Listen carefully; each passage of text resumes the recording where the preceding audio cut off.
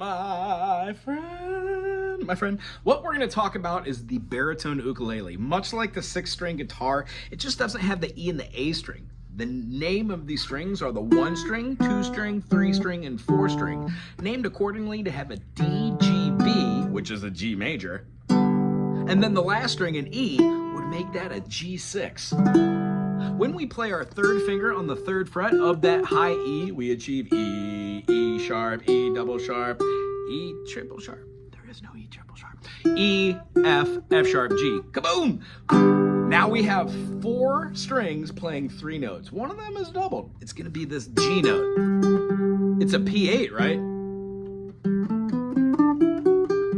However, when we move up and around the fretboard, we find our chords are darn near everywhere. We're playing inversions up and down the neck, and these should be fun, and you should associate them with being like able to move from here.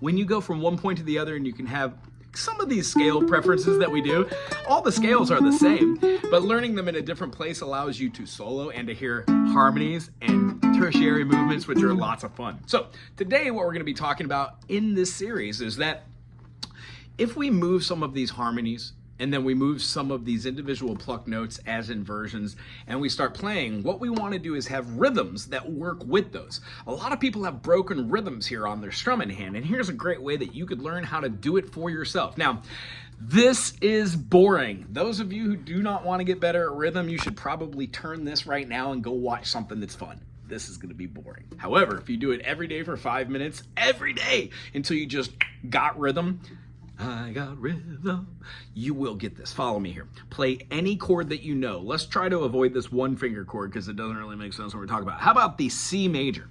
When we play a C major, I'm doing downward strokes. Now, what I want to do is not play on every beat. Every beat would be down, down, down, down. We'll do that later when you are a super rock star at rhythm. Right now, we're just going to start with whole notes. So we're going to play on the 1 and then rest, rest, rest, rest.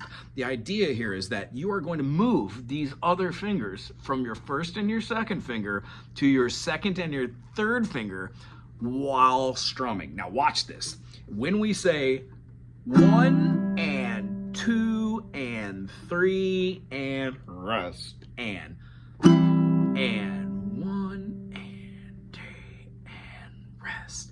I'm playing on the 1. I'm moving my 2nd finger to where my 3rd finger was, and I'm moving the other finger to where the other one was, right?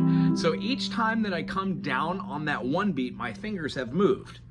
This is by doing a whole note. 3, 4.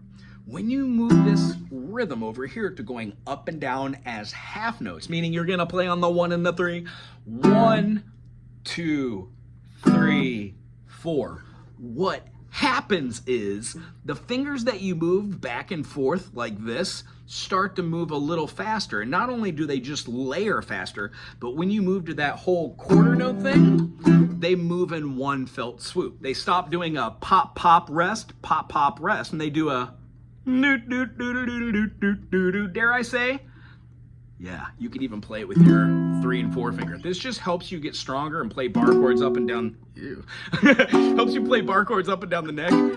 And all of these chords are mobile. So once you learn how to play the C and do that, try it with the D. You could do a D and go 1 and 2 and 3 and 4 and 2 and 3 and 4. Now try it with half notes. 1 and 2 and 3 and 4 and 1 and 2 and 3. See how your brain forces those fingers to actually go like a little waterfall? So when you do every single quarter note, that's where the magic is. If you can go between the same chord using different fingerings, that gives you the ability to become stronger. Move this cherry nonsense all the way up the fretboard so you can get different chords, and they're also barable. At this point, you should be seeing the validity of being able to play chords in multiple different ways. like this, because the chords you'll play as bar chords are those chords in second and third fingerings with the B-A-R-R-E. I hope this helped you in your quest to move up and down the fretboard, as well as gain a little rhythm.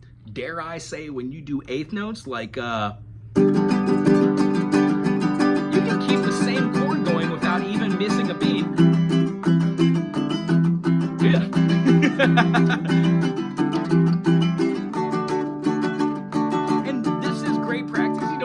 Super fast, just be able to go between the two. Down, up, eighth notes, down, up, down, 1 E and a 2 E and a 3. Those are 16 notes. And if you can do the 16th notes at a certain point, like, then you definitely can move between chords and do this. By the way, a lot of people have asked me how I do that. I act like I'm holding a pick and lightly go limp with this.